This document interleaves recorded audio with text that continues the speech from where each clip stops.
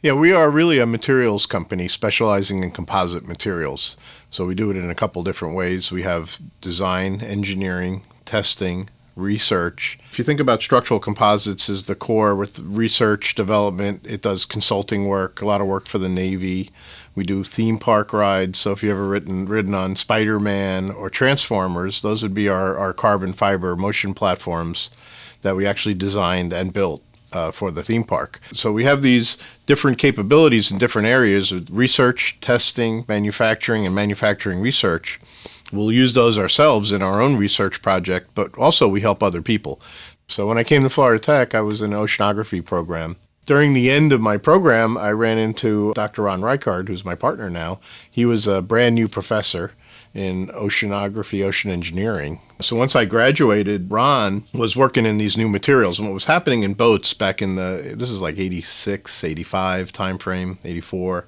And these materials were coming out of the aerospace industry and they were trickling into the boating industry. The college let us start structural composites within the campus, and we started going after small business set-aside work. And that really gave the start of the company. If you look at what we did, we incubated ourselves at Florida Tech, and then we got big enough to have our own space, finally.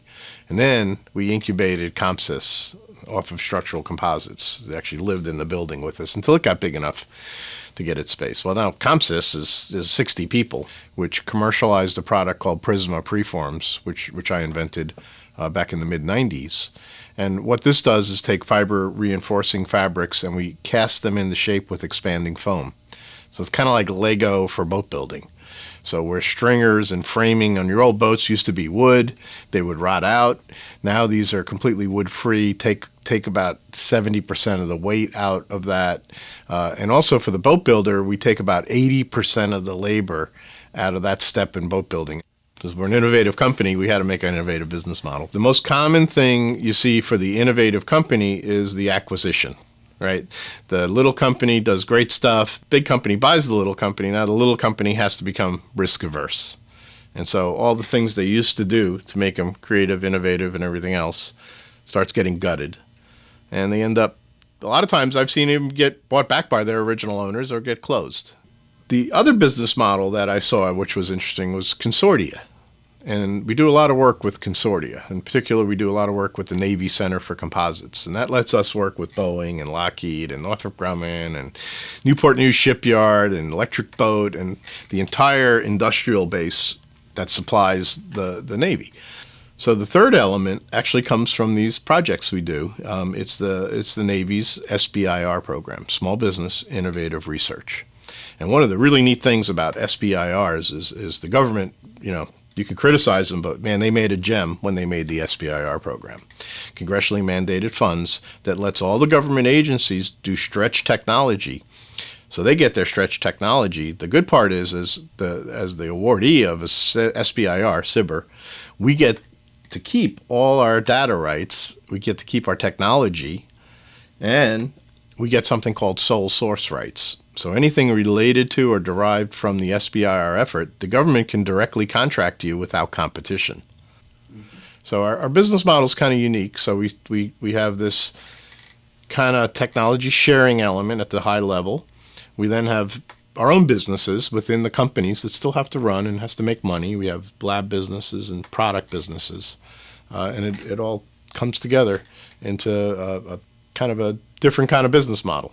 So it lets us do what we're good at, is innovate, invent, and it lets our partners scale up. Because if we try to scale up, that's all we're going to do. We can only do half of one of these. We're only a few people. By doing this, we can leverage ourselves, do the part we're really good at, and more importantly, now we can give really good support to our partners because we're sitting here as their technical resource. So as they scale up, believe me, they got challenges. And we're off-site, and we can do stuff very, very quickly for our partners, and we can help them become successful. The worst was 2009. If you can imagine, we had 100 people just doing Prisma Preforms. That downturn, when it came, it was pretty sudden. In 08 and 09, we lost 80% of our sales. 80%. In January of 09, we had 5% of our sales. We were off by 95%. One of the things that really helped us a lot was the diversified business. So not being solely focused in one thing. We're really heavy in boats, and it hurt Composites. But fortunately, over here at Structural Composites, we had a Navy contract. We had a theme park. That's when Transformers was getting built. We had a theme park ride. So it didn't, it slowed the bleeding, and it made it somewhat possible. So what happened after '09, working with the Navy, came into some really nice technology on our Navy program that really is going to redefine materials. We came up with a new invention that lets you adjust the material properties right at the gunhead, so you can make things stretchy or rigid, and you can change it. And it's a new opportunity for composites that just opens things up. And the first thing you're going to see is on your boats is new coatings. So we've got new marine coatings that are going to replace brittle gel coats. The gel coats all crack, you know that, right? Boats are designed around gel coat today. So we're doing boats that are a little bit more than 30-40% lighter, because now we have a coating that doesn't break until the laminate breaks.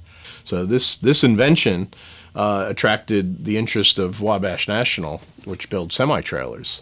They assessed our technology and said, well, this between Prisma and this technology we call CoCure, where we blend polyurethanes with polyesters, you've cracked the cost code for composites. You can make composites cost effective with the materials we use today for semi-trailers.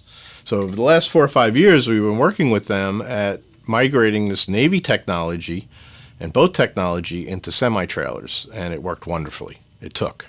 And if you think about it, we almost became extinct in that downturn. CoCure would have not happened. All this technology that's going to have some pretty good impact.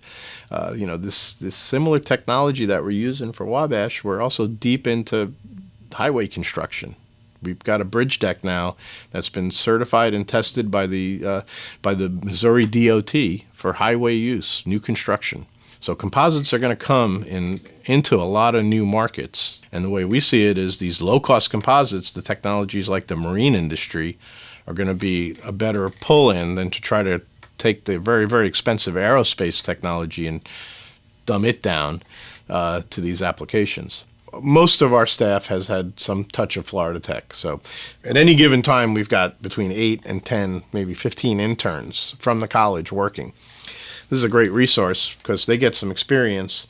We get young people who are eager and excited. The ones that are really good stay, become employees, and stay with the company.